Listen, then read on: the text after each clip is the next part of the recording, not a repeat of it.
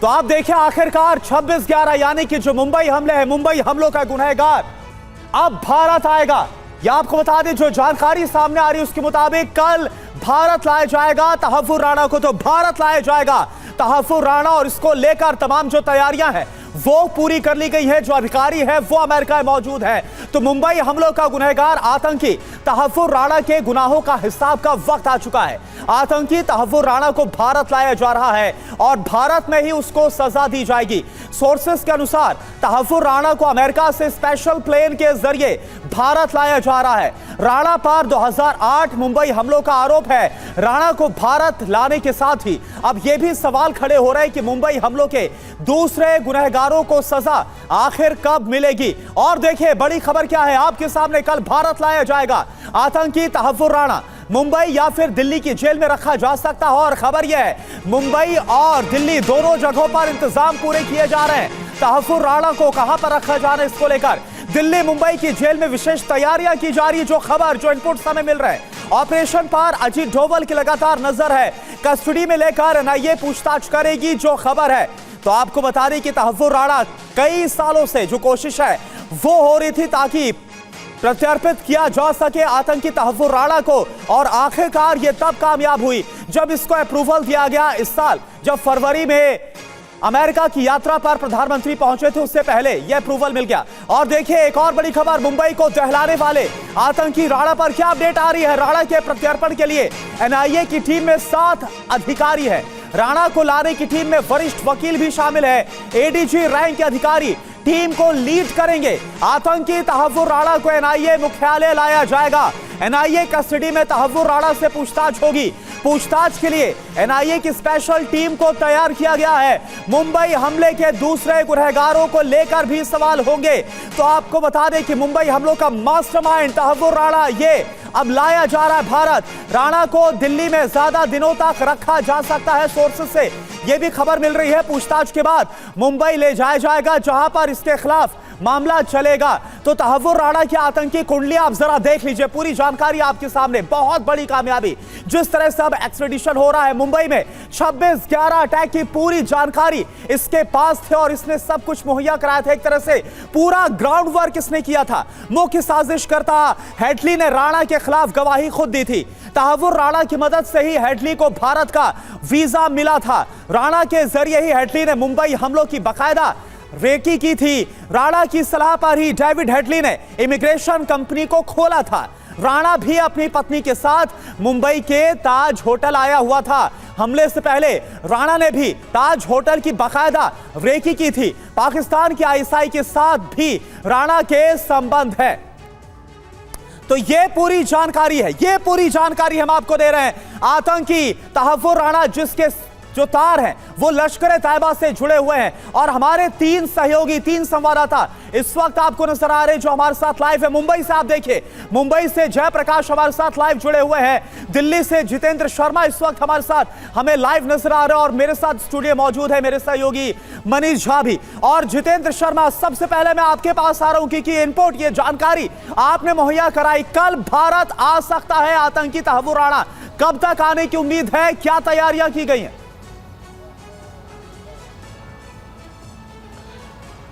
जी बिल्कुल, देखिए तकरीबन 15 साल बाद तहव्वुर राणा को उसके गुनाहों की सजा मिलने जा रही है, वो भी हिंदुस्तान की सरजमी पर। हिंदुस्तान उसको वापस लाया जाएगा, सुबह के वक्त हिंदुस्तान वापस लाया जाएगा, और उसके बाद एनआईए की जो टीम है वो उसको अपनी कस्टडी में लेगी। और साथ ही जो खबरें अब तक हमारे पास आ रही है उसके मुताबिक एनआईए कोर्ट में पेश करने के बाद उसकी कस्टडी लेगी, हेडक्वार्टर के अंदर उसको रखा जाएगा और उससे उसके बाद पूछताछ की जाएगी। यानी कि 26/11 हमलों में कौन कौन लोग शामिल थे, किस तरीके से पूरा इस घटनाक्रम को अंजाम दिया गया, किस तरीके से बाकायदा पाकिस्तान में इसका कंट्रोल रूम बनाया गया था इन हमलों का, ये एक एक परतें इस पूरे हमले की सारी खुलेंगी। लगातार जो पाकिस्तान अब तक झूठ बोलता आ रहा था उसका झूठ भी दुनिया के सामने बेनकाब होगा। तो तैयारी लगभग पूरी कर ली गई है। एनआईए हेडक्वार्टर से लेकर तिहाड़ जेल और साथ ही मुंबई जेल में भी तैयारी पूरी कर ली गई है तहव्वुर राणा को रखने की। जी जी बिल्कुल, आप बने रहिए हमारे साथ, क्योंकि दिल्ली के साथ साथ मुंबई में भी तैयारियां की गई है वहां पर रखने की। एक और बड़ी खबर का रुख कर रहे हैं और उसके बाद जयप्रकाश आपके पास भी आएंगे और मनीष भी मेरे साथ मौजूद हैं। मुंबई हमलों के गुनहगार तहव्वुर राणा का अब भारत में हिसाब होगा। कल तक एनआईए की टीम उसको दिल्ली लेकर आ रही है और उसके बाद उसको कुछ दिनों तक तो दिल्ली में ही रखा जाएगा और मुंबई हमलों से जुड़े सवाल उससे किए जाएंगे ताकि आतंकी हमलों से जुड़े बाकी आतंकियों का भी हिसाब हो पाए। इस पूरे ऑपरेशन पर एनएसए अजीत डोवल की लगातार नजर बनी हुई है। और चलिए अब आपको बता दें कि मुंबई हमलों का गुनहगार मास्टरमाइंड तहव्वुर राणा पर एक खास जानकारी आपको देते हैं बिग वॉल के जरिए। तहव्वुर राणा के बारे में आप जानिए, भारत लाया जा रहा है और कल तहव्वुर राणा भारत आ सकता है। कल जो एजेंसियां उसे भारत लेकर आएंगे और उसको लेकर दिल्ली और मुंबई में तैयारियां हैं उसको रखने के लिए। अजमल कसाब की बात करें, 2012 में इसको फांसी दी गई थी, एकमात्र जिंदा आतंकी जो कि पकड़ा गया था। डेविड कोलमैन हेडली की बात करें, इस वक्त यह अमेरिकी जेल में बंद है और खुद डेविड कोलमैन हेडली ने तहव्वुर राणा के खिलाफ गवाही दी थी। अबू जिंदाल की बात करें तो भारत की जेल में अबू जिंदाल बंद है। और क्या जानकारी, हाफिज सईद की बात करें, पाकिस्तान में लगातार कई जो सबूत हैं वो पाकिस्तान की सरकार को दिए भी है भारत ने। ज़कीउर रहमान लखवी की बात करें, वो भी इस वक्त पाकिस्तान में इसके खिलाफ भी तमाम जो सबूत हैं वो मुहैया कराए गए हैं। जयप्रकाश सिंह हमारे साथ जुड़े हुए हैं मुंबई से लाइव और ये बता दें कि उसी होटल, उसी ओबराय ट्राइडेंट होटल के बाहर से है जहां पर हमला हुआ था, 26/11 का हमला।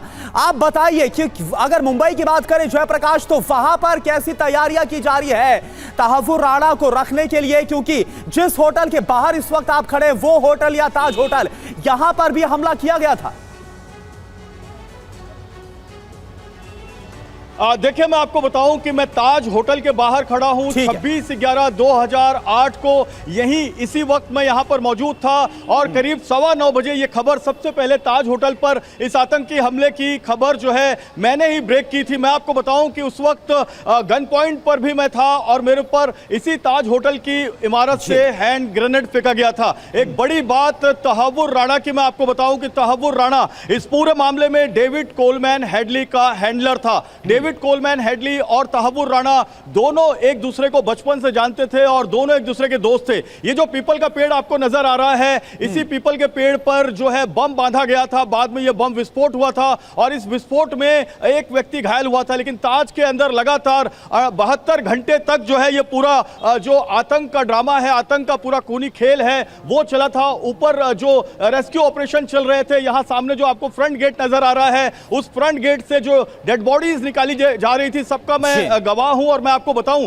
कि ये जो पूरी की पूरी घटना 26/11 की हुई थी, इस घटना को लेकर जो सबसे बड़ा मास्टरमाइंड है तहव्वुर राणा, वो यहां पर लाया जा रहा है। शिकागो में, कनाडा में और मुंबई में इसने लॉ इमिग्रेशन सेंटर नाम का अपना एक दूतावास बनाकर रखा था, एक इमिग्रेशन सेंटर बनाकर रखा था और यहां से इसने डेविड कोलमैन हेडली के सारे दस्तावेज बनवाए थे। डेविड कोलमैन हेडली की यह भारत यात्रा व्यावसायिक यात्रा हो, इसका पूरा इंतजाम उसने किया था। डेविड कोलमैन हेडली कैसे ताज की रैकी करेगा, सिद्धिविनायक की रैकी करेगा, कैसे डेविड कोलमैन हेडली सीएसटी जाएगा, ये सब पूरा full proof plan Tahawwur Rana का ही बनाया हुआ था। बिल्कुल, और जयप्रकाश इससे कितनी बड़ी कामयाबी के तौर पर भी देखा जाएगा, क्योंकि जिस तरह से ये बताया जा रहा है कि तहव्वुर राणा ने पूरा ग्राउंड वर्क किया था, सब कुछ मुहैया कराया था आतंकियों को, डेविड कोलमैन हेडली को।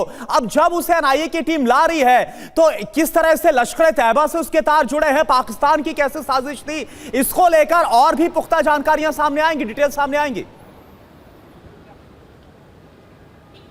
बिल्कुल करुणा, इसमें बहुत बड़ी डिटेल ये सामने आएगी कि पाकिस्तानी आर्मी का एक डॉक्टर, जिसकी पत्नी भी पाकिस्तानी आर्मी की डॉक्टर है, वो जिसकी प्रारंभिक पढ़ाई जो है पाकिस्तान से होती है, उसके बाद वो शिकागो जाता है, कनाडा जाता है और अपने तार लश्कर तैयबा और आईएसआई के साथ जोड़ता है। आईएसआई के जो हैंडलर्स हैं उनके कहने पर वो डेविड कोलमैन हेडली को मुंबई भेजता है, मुंबई में रैकी करवाता है और ये 26/11 में जो मोहम्मद अजमल कसाब जो मुख्य यहाँ पर जो एक आतंकी पकड़ा गया था, उसने अपने बयान में यह बताया है कि कैसे Tahawwur Rana, David Coleman Headley, Hafiz Saeed और ज़कीउर रहमान लखवी और जो है इसके और जो आतंकी साथी थे, उन्होंने कैसे इनको ये सिखाया था कि मुंबई में जाकर हॉस्टेज बनाना है, ज्यादा से ज्यादा भारतीयों को बंधक बनाना है और इसी ताज होटल के अंदर बंधक बनाना है। ताज होटल में 4 लोगों का ग्रुप था। मैं आपको बताऊं, 2 लियोपोल्ड में फायरिंग किए थे। लियोपोल्ड यहां से करीब 200 मीटर की दूरी पर है। वहां लियोपोल्ड कुलाबा में फायरिंग करने के बाद ताज होटल आए थे। ताज होटल में 4 आतंकी यहां पर थे, 2 आतंकी आतंकी सीएसटी में थे, 2 आतंकी ओबराय में थे, 2 आतंकी नरीमन हाउस में थे, जो छबाड़ हाउस के नाम से भी प्रसिद्ध है। तो 26/11 का ये पूरी जो रात है, मैं पूरी रात यहाँ पर मौजूद था और मैं आपको बताऊं कि तकरीबन 72 घंटे नॉन स्टॉप यहाँ पर हम लोगों ने काम किया था। जितनी डेड बॉडीज थी, जितनी लाशें थी, वो यहाँ पर हमने देखी थी अपनी आंखों से, और ये आतंक का जो पूरा खेल है वो देखा था। तो अब जो तहव्वुर राणा आ रहा है, तो उन 166 लोगों की आत्माओं को शांति मिलेगी, जो 166 लोगों ने 26/11 में अपनी जान गंवाई है। उन 300 लोगों को राहत मिलेगी जो इस 26/11 के आतंकी हमले में घायल हुए हैं। बिल्कुल, और जब भारत लाएगा तो उसके बाद तहव्वुर राणा को भी उसके अंजाम तक पहुंचाया जाएगा। ये तमाम जो बातें हैं वो सामने आ रही है। अब आपको देश के उन दुश्मनों के बारे में बताते हैं जिनका मोदी सरकार में प्रत्यर्पण हुआ है। नाम क्या है, किस साल में प्रत्यर्पण हुआ और कहां से लाया गया, ये सारी जानकारी आपके सामने हम रखते हैं। सीधे बिग वॉल का इंफॉर्मेशन वॉल का रुख करते हैं। एक एक नाम इस वक्त आपके सामने। नाम यहां देखिए, तस्वीर आप देखिए। छोटा राजन 2015 में लाया गया। कहां से लाया गया छोटा राजन को? इंडोनेशिया से। अंडरवर्ल्ड डॉन है ये। तो आप देखिए वो तमाम क्रिमिनल्स या आतंकी जिनको प्रत्यर्पित किया गया भारत। नाम क्या है? समीर पटेल का 2016 में जो प्रत्यर्पण है वो हुआ था और ब्रिटेन से लाया गया था। गुजरात दंगे में इसकी लगातार तलाश थी और ये एक बड़ी कामयाबी 2016 में दर्ज की गई थी। अब बात करते हैं रवि पुजारी की। 2020 में सेनेगल से प्रत्यर्पण हुआ था, फिल्मी सितारों को धमकी देने का इसके खिलाफ आरोप था, मामला था। अगला नाम देखिए, हर्ष उर्फ चिंटू का 2024 में यानी बीते साल प्रत्यर्पित किया गया था। दुबई से लाया गया, लॉरेंस गैंग का यह सदस्य बताया जा रहा है, लगातार इसकी तलाश थी। अगला नाम गैंगस्टर जोगिंदर योंग का, इसी साल 2025 में इसको लाया गया फिलीपींस से। खालिस्तानी आतंकी ग्रुप से इसका संबंध है और इस लिहाज से क्योंकि लगातार जो खालिस्तानी मूवमेंट है वो हम देख रहे हैं, साजिशों को देख रहे हैं, इस लिहाज से बहुत अहम ये हो जाता है। आदित्य उर्फ टोनी, यह अगला नाम है, इसी साल प्रत्यर्पित किया गया, दुबई से लाया गया था। लॉरेंस गैंग से ये जुड़ा हुआ था। लॉरेंस गैंग कैसे लगातार अपने अलग अलग वारदातों को अंजाम दे रहा है, इस लिहाज से इसका प्रत्यर्पण बहुत ज्यादा अहम। और मनीष झा इस वक्त हमारे साथ जुड़े। मनीष, वो तमाम नाम हमने दिखाए, किस तरह से मोदी सरकार में अलग अलग जो अपराधी हैं या आतंकी, उनका प्रत्यर्पण किया गया है और अब आखिरकार तहव्वुर राणा को लाया जा रहा है। कितनी बड़ी ये कामयाबी के तौर पर देखा जाए, क्योंकि मुझे याद है कि जब प्रधानमंत्री इसी साल फरवरी में अमेरिका के दौरे पर गए थे, उसके पहले ही वहां पर जो एजेंसीज हैं उन्होंने अप्रूवल दे दिया था तहव्वुर राणा को भारत भेजने के लिए। बिल्कुल, देखिए 13 फरवरी को जब व्हाइट हाउस में प्रधानमंत्री नरेंद्र मोदी की मौजूदगी में अमेरिका के राष्ट्रपति डोनाल्ड ट्रंप ने यह ऐलान किया कि हम तहव्वुर राणा को भारत भेज रहे हैं, ये अपने आप में एक बड़ी घटना थी। बिल्कुल, वो इसलिए क्योंकि किसी अमेरिकी सिटीजन को अमेरिका एक्स्ट्राडाइट नहीं करता, बल्कि अमेरिका दुनिया भर से लोगों को लेकर आता है। लेकिन उसने भारत सरकार के आग्रह पर, भारत सरकार के लगातार कोशिश के परिणाम ये था कि तहव्वुर राणा को भारत भेजा जा रहा है। वो कहते हैं ना कि कानून के हाथ लंबे हैं और भले ही देर लगे लेकिन अंधेर नहीं है। तो अब तहव्वुर राणा को उसके गुनाहों की सजा मिलेगी। दिलचस्प बात यह है कि ट्रंप के ऐलान के बाद तहव्वुर राणा अमेरिका के सुप्रीम कोर्ट में जाते हैं। वहां पर वो कहते हैं कि मुझे कैंसर हो गया है, एब्डोमेन कैंसर है और मुझे पार्किंसन की बीमारी है। तो सुप्रीम कोर्ट ने भी उसकी याचिका खारिज करते हुए कहा कि कोई बात नहीं है, जाओ बेटा, भारत में सही से इलाज होगा तुम्हारा। तो कहने का मतलब यह है कि अब वो भारत आ रहे हैं। भारत में 26/11 में किए हुए तमाम गुनाहों के लिए तहव्वुर राणा को सजा मिलेगी। और इस कार्रवाई के बाद सबसे बड़ी बात यह है कि भारत ने दुनिया भर में यह मैसेज दिया है कि चाहे जो भी हो, चाहे वो अमेरिकन सिटीजन हो, चाहे वो दुनिया में किसी भी कोने में हो, उसे भारत के कानून के सामने, अदालत के सामने लाया जा सकेगा। निश्चित तौर पर भारत सरकार की तमाम कोशिशों की तारीफ होनी चाहिए। जिस तरीके से इस पूरे प्रोसेस में तहव्वुर राणा और डेविड हेडली को लेकर भारत सरकार ने अमेरिका पर दबाव बनाए रखा और जिसका परिणाम है कि अब कुछ घंटों के बाद तहव्वुर राणा भारत के सामने होगा, भारत के कानून के सामने होगा और उस गुनाहों की सजा उसे मिलेगी जो उसने तब किया था जब 26/11 से महज 5 दिन पहले वो मुंबई में होटल में था और तब वो वहां से फरार हो गया था। और वो कुल मिलाकर आईएसआई का एजेंट है जिसे भेजा ही अमेरिका गया था ताकि 26/11 की प्लानिंग कर सके। बिल्कुल, पाकिस्तानी कैनेडियन जो है तहव्वुर राणा, किस तरह से उसने आईएसआई और लश्कर तैयबा की पूरी साजिश को अंजाम दिया था मुंबई में, यह हर कोई जानता। बने रहिए आप सभी हमारे साथ। एक और बड़ी खबर टीवी9 पर, तहव्वुर के खिलाफ दायर चार्जशीट की कॉपी एक्सक्लूसिव, ये जानकारी आपको हम दिखा रहे हैं। 2011 में एनआईए ने दायर की थी ये चार्जशीट में राणा समेत 9 लोगों को आरोपी बनाया गया था। ये देखिए, ये वो कॉपी है जो इस वक्त हम आपको दिखा रहे हैं टीवी9 पर। और इस चार्जशीट में क्या है जो 2011 में एनआईए ने दायर की थी? जितेंद्र शर्मा बताइए। कॉपी इस वक्त हम दिखा रहे हैं, तस्वीरों तो दिखा रहे हैं हम।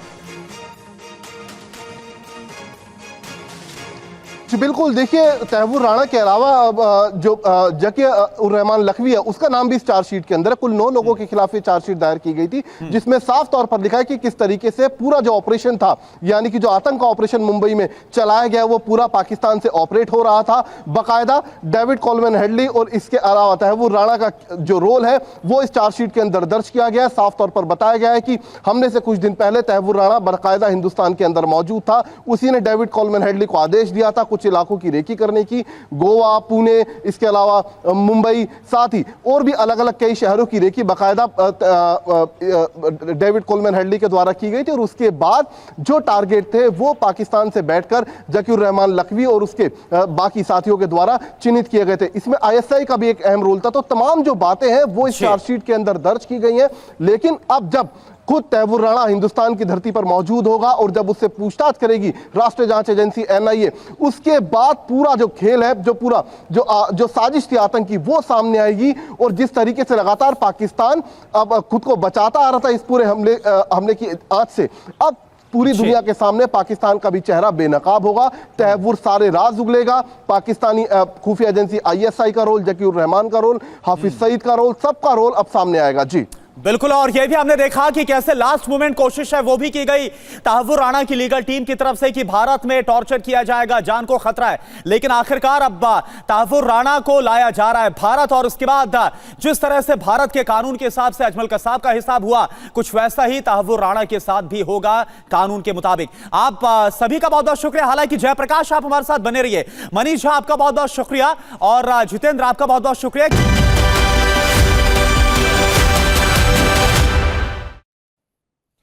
तो देखिए बड़ी खबर क्या है मुंबई से। मुंबई का नाला सोपारा बना है ड्रग हब। नाला सोपारा में नाइजीरियाई ड्रग्स का अड्डा कैसे बन गया? वसई क्राइम ब्रांच ने नाला सोपारा से नाइजीरियन को गिरफ्तार किया था। पुलिस ने 11 करोड़ के ड्रग्स को जब्त किया। नाइजीरियन की गिरफ्तारी के बाद एनसीबी की यह रेड हुई है। तो ये देखिए आप, 11 करोड़ के ड्रग्स को जब्त किया गया। एक बहुत बड़ी खेप है। नाला सोपारा से नाइजीरियन को गिरफ्तार किया गया और इसके बाद इस ड्रग रैकेट का पता चला। ये देखिए जो गिरफ्तारी की गई मुंबई के नाला सोपारा से, नाइजीरियन ड्रग का अड्डा कैसे बन गया। ये इलाका मुंबई के साथ लगता हुआ है।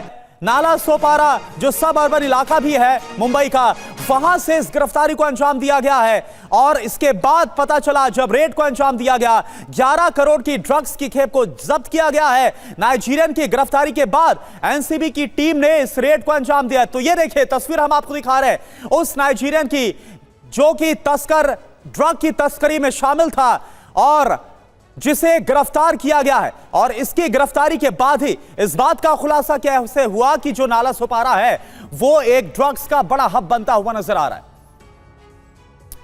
तो मुंबई के नाला सोपारा में नाइजीरिया ड्रग पेडलर को पुलिस ने गिरफ्तार किया। नाइजीरियन ड्रग तस्कर डाइक रेमंड के पास से 11.5 करोड़ की ड्रग्स को जब्त किया गया है। पुलिस उसके कनेक्शन की तलाश कर रही है, उसके साथियों के बारे में पता लगाने में जुटी हुई है। पुलिस की पूछताछ में डाइक रेमंड ने बॉलीवुड कनेक्शन, इस बात पर आप ध्यान दीजिए क्योंकि मामला यह और बड़ा होता हुआ नजर आ रहा है। डाइक रेमंड ने बॉलीवुड कनेक्शन का भी खुलासा किया है। कई फिल्मी और सीरियल में काम कर चुका है। ऐसे जो खुलासे हैं वो किए गए हैं। पुलिस बॉलीवुड और नाइजीरियाई तस्कर के बीच की कड़ी को अब जोड़ रही है। बॉलीवुड में ड्रग्स कनेक्शन की जांच की जा रही। पहले भी कई ऐसे खुलासे हो चुके हैं जहां पर बॉलीवुड के साथ ड्रग्स कनेक्शन को लेकर तमाम आरोप लगाए गए।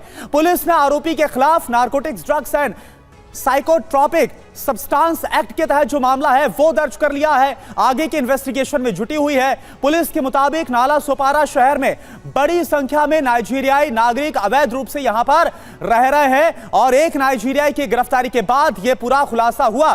तो नाला सोपारा में ड्रग पेडलर डाइक रेमंड जहां से गिरफ्तार हुआ, वहां से टीवी9 की रिपोर्ट आपको दिखाते हैं क्योंकि टीवी9 की टीम वहां पर पहुंची। नाला सोपारा से टीवी9 संवाददाता जयप्रकाश सिंह की ग्राउंड रिपोर्ट आप देखिए और उसके बाद फिर लाइव रुक करेंगे। वसई के उस महेश अपार्टमेंट में है जहां पर वो नाइजीरियन पकड़ा गया। यही वो फ्लैट है जिसके अंदर नाइजीरियन रहता था। नाइजीरियन का नाम डाइक रेमंड है और इसका एक दोस्त दूसरा जो है इग्वे मुआ वो फरार है। इसी फ्लैट के अंदर क्राइम ब्रांच की टीम ने इस नाइजीरियन नागरिक को पकड़ा है जो ड्रग पैडलिंग का काम करता था और ड्रग पैडलिंग का काम करते हुए वो यहां आसपास और कई नाइजीरियंस के उसके जो पैडलर्स हैं उनके संपर्क में था। एक बड़ी बात यह है कि इस नाइजीरियन के पास एक चाबी मिली जिसकी जानकारी मिलने के बाद क्राइम ब्रांच की टीम यहां पर पहुंची है। Crime branch unit 2 Vasai Virar की टीम यहां पर है और ये ऊपर के फ्लैट की तरफ जा रही है। पूरे इन्वेस्टिगेशन में दो महत्वपूर्ण बातें सामने आई हैं कि ये जो नाइजीरियन आरोपी है, ड्रग पैडलर है, ये फिल्म में भी काम कर चुका है। तो फिल्म में कितने और लोगों से के संपर्क में ये था, इसकी जानकारी क्राइम ब्रांच की टीम बटोर रही है। ये जो काले रंग का दरवाजा है, इसी दरवाजे के अंदर ये जो एमडी है 22 किलो 865 ग्राम का एमडी ड्रग्स मिला है। इसके अलावा 48 ग्राम कोकीन मिला है। तो कुल मिलाकर 11 करोड़ 58 लाख रुपए का ये पूरा जो ड्रग्स है वो वसई विरार क्राइम ब्रांच ने जब्त किया है। और इस मामले में जो फ्लैट के ओनर हैं उसे भी आरोपी बनाया गया है, वो भी फरार है। और जो नाइजीरियन है इसका जो पकड़ा गया है उसका एक दोस्त जो नाइजीरियन नागरिक है वो भी इस मामले में फरार है, इग्वे नुबा। और इसके अलावा ये भी बड़ा जो डैन है, ये जो वसई विरार का इलाका है, यहाँ पर बहुत बड़े पैमाने पर नाइजीरियन रहते हैं। वसई विरार क्राइम ब्रांच ने पिछले एक साल की अगर हम बात करें तो करीब 500 करोड़ से ज्यादा का जो ड्रग्स है वो जब्त किया है। तो वसई विरार क्राइम ब्रांच की टीम लगातार इन्वेस्टिगेशन कर रही है। जो आरोपी नाइजीरियन फरार है उसकी तलाश कर रही है और जो फ्लैट का जो मालिक है जो फरार है उसकी भी तलाश की जा रही है। यह माना जा रहा है कि एक बड़े ड्रग सिंडिकेट का यह पूरा मामला है जिसमें नाइजीरियन, केनिया और जो विदेशी नागरिक हैं वो शामिल हैं। और फिल्मों में अगर ये काम करता था तो फिल्म में किन किन लोगों के संपर्क में था, आर्टिस्ट, सप्लायर या फिर लाइटमैन, कैमरामैन या फिर जो दूसरे डायरेक्टर्स हैं उनके संपर्क में था, कहां इसने ड्रग्स सप्लाई किया है, कितना ड्रग्स सप्लाई किया है, इन तमाम चीजों की पड़ताल करने में जो वसई विरार क्राइम ब्रांच और वालियू पुलिस जुटी हुई है। और अब तक इस मामले में जो रिकवरी हुई है वो 11.5 करोड़ रुपए के ड्रग्स की हुई है। लेकिन माना जा रहा है कि अभी करोड़ों के ड्रग्स और रिकवर किए जा सकते हैं। और आप देखिए TV9 संवाददाता जयप्रकाश सिंह ने क्राइम ब्रांच के एसीपी मदन बल्लाल से भी बात की। उन्होंने क्या कहा आप देखिए। बात करते हैं क्राइम ब्रांच के जो एसीपी हैं मदन बल्लाल जी से। सर आप बताएं ये पूरा मोडस कैसे काम करता था नाइजीरिया का? रेड करने के बाद में वहाँ पर तीसरे माले पे ये विक्टर रेमंड करके एक नाइजीरियन आदमी मिला। उसकी घर की झड़ती लेने के बाद में घर में उसके 58 ग्राम ये कोकेन पाउडर मिला था। वो पाउडर जब्त किया। उसके बाद में उसके घर में और एक रूम की चाबी मिली।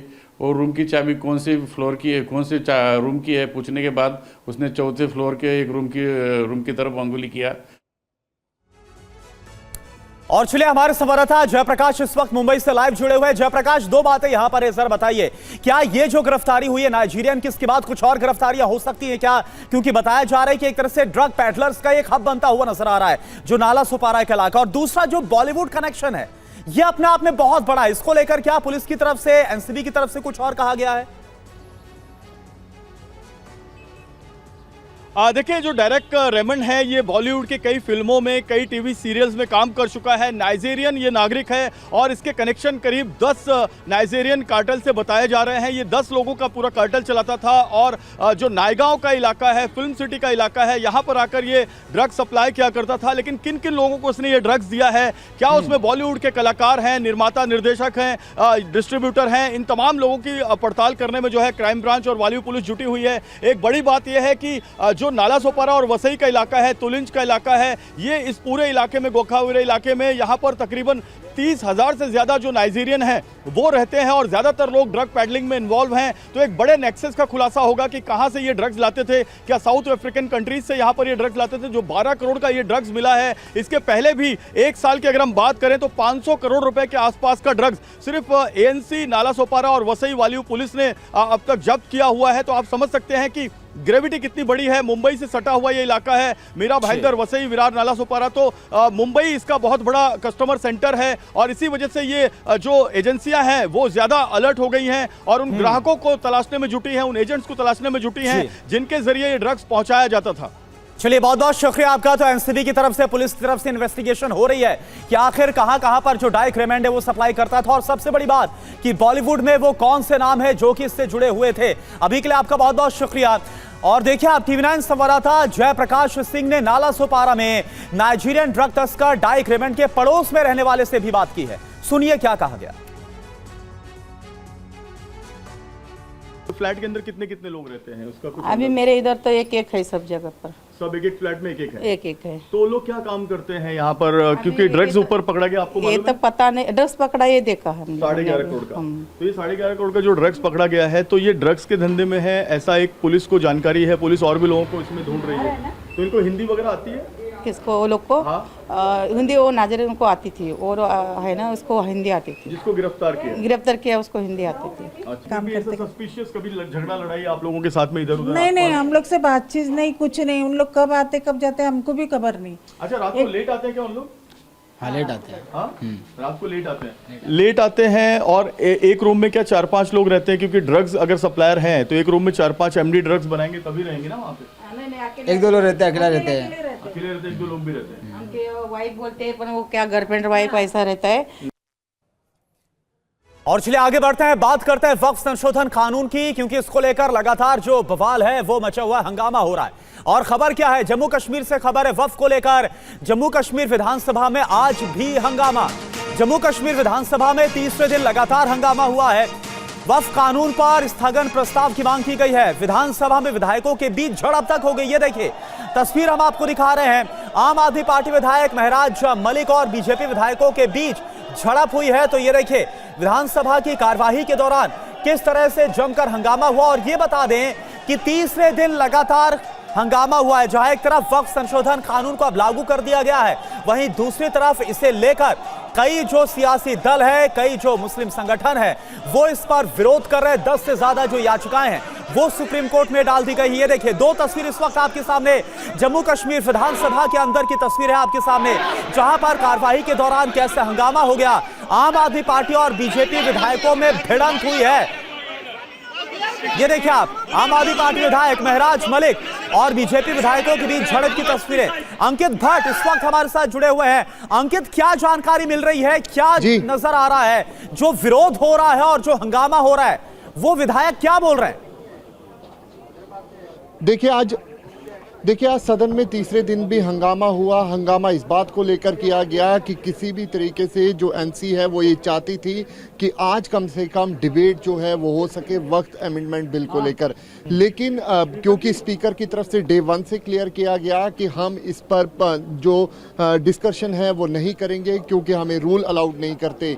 बीजेपी की तरफ से साफ कहा गया कि हम ये होने नहीं देंगे, और बीजेपी के जितने भी विधायक थे वो प्रोटेस्ट पे आ गए और साफ तौर पे कहा गया कि हम यहाँ पर जो आम जनता से जुड़े हुए मुद्दे हैं उसको लेकर बात करेंगे। और ऐसे में जिस तरीके से बात की जा रही है विधायकों की तरफ से, जिस तरीके से यहाँ पर बात की जा रही है वक्त अमेंडमेंट बिल को लेकर, वो हम होने नहीं देंगे। उसके बाद स्पीकर की तरफ से यहाँ पर 1 बजे तक के लिए सदन जो है वो फिलहाल के लिए सदन जो है 1 बजे तक स्थगित किया गया। इस समय मेरे साथ मौजूद है बीजेपी के विधायक महराज मलिक के साथ। आपकी यहाँ पर हमने देखा कि महराज मलिक के साथ भी हाथम-हाथा हुई बीजेपी के विधायकों, क्या वजह रही? देखिए मैं आपको एक बात बताता हूँ। आज मैं 15 मिनट लेट पहुँचा। जब जहाँ पहुँचा तो हमारे जो विधायक थे वो एंट्रेंस पर अपना प्रोटेस्ट करते और सुनील जी उसमें अपना वक्तव्य दे रहे थे। और दूसरी तरफ से एक तरफ तो वहाँ एंट्रेंस में महराज मलिक कुछ बोल रहा था, क्या बोल रहा था मैंने सुना नहीं, अलबत्ता वो अपनी उंगली उसको इशारा कर रहा था मेरे तरफ। वहाँ से कुछ पीडीपी के लोग थे, बड़े गुस्से से आए। ये लोग कुछ अंदर जाने लगे। मार्शल पहले अंदर नहीं जा रहे थे, जब अंदर गए तो अंदर भी 250-300 आदमी होगा। तो वहाँ गुत्थम में अब किसी ने मेरे को धक्का दिया, मैं नीचे गिर गया।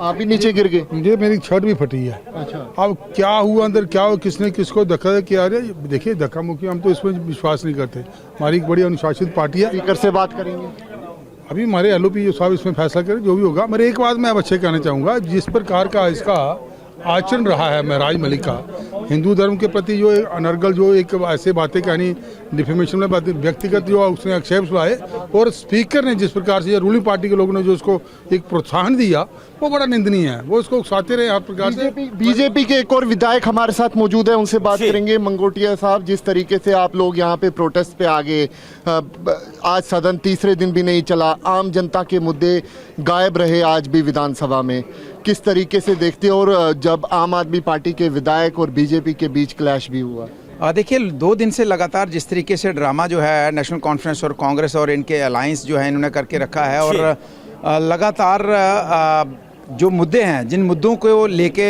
लोग अपने विधायक को असेंबली के अंदर भेजते हैं, बेरोजगारी का मुद्दा है, डेली वेजर्स का इशू है, हमारा बिजली पानी का इशू है, हमारे अलग अलग इश्यूज़ हैं जिसको लेके हमें असेंबली के अंदर डिस्कस करना था। और उन्होंने 2 दिन से, और पहली बार जम्मू कश्मीर की असेंबली में देखने को मिला है कि सरकार की तरफ से ये कार्रवाई को रोका जा रहा है। अपोजिशन जो काम करती है वो सरकार कर रही है।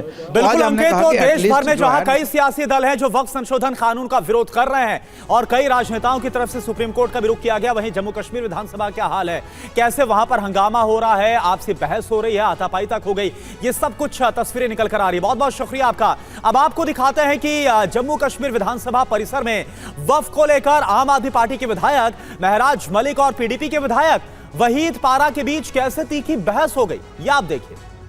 उसने कौन के साथ गद्दारी की है, तुमने भाजपा के साथ गद्दारी की है। अरे हाउस नहीं है, माफिया लाए इन्होंने, गुंडे। बाहर देखो कितने लोग, कितने लोग हैं, कौन है वो, कौन है वो, इनको लगता है मैं करेगा, अरे इनको भी नहीं छोड़ूंगा। और वक्फ कानून को लेकर मोदी सरकार पर मल्लिकार्जुन खड़गे बरसे हैं। ध्रुवीकरण के लिए आधी रात हुई है बहस, यह कहा गया है मल्लिकार्जुन खड़गे की तरफ से। संसद में जबरन पास कराया गया वक्फ बिल। अपना काम चलाया। स्पीकर ने leader of opposition Rahul Gandhi ji को नाम लिया, उनको बोलने के लिए कहा, फिर बाद उन्होंने उनको बोलने नहीं दिया। लेकिन आज जो हो रहा है वैसा पहले कभी नहीं हुआ।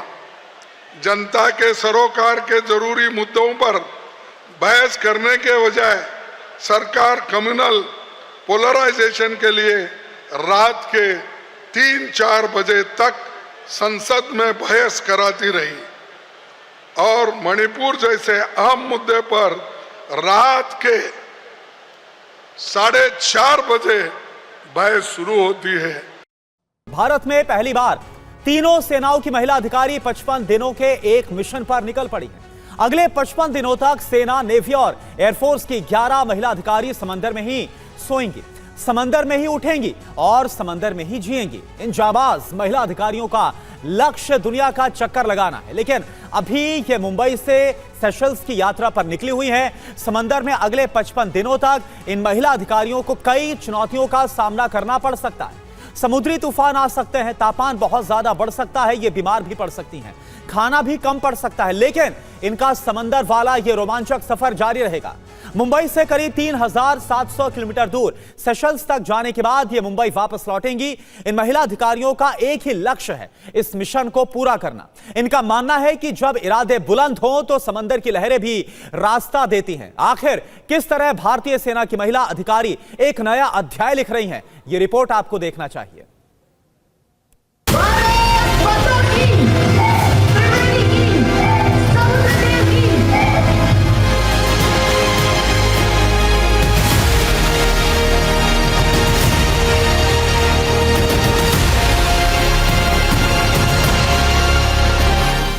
लहरों से डरकर नौका पार नहीं होती, कोशिश करने वालों की हार नहीं होती। इस कविता की पंक्तियां भारतीय सेना की जांबाज महिला अधिकारियों के हौसले, हिम्मत और जज्बे पर चरितार्थ हो रही हैं। आर्मी, नेवी और एयरफोर्स की महिला अधिकारियों को जब मुंबई में इंडियन नेवल वाटरमैनशिप ट्रेनिंग सेंटर से अरब सागर में रवाना किया गया तो भारत मां की जय के उद्घोष से पूरा समा गूंज गया। भारतीय सेना के इतिहास में इंडियन एयरफोर्स नेवी और इंडियन आर्मी की महिला अधिकारी पहली बार मुंबई से सेशल्स की तरफ अपना रास्ता समुद्र में नापेंगी। ये रास्ता बहुत ज्यादा कठिन होगा। इस मिशन का नाम है त्रिशक्ति नारी नाविक अभियान। नाव से ये यात्रा मुंबई से सेशल्स तक होगी।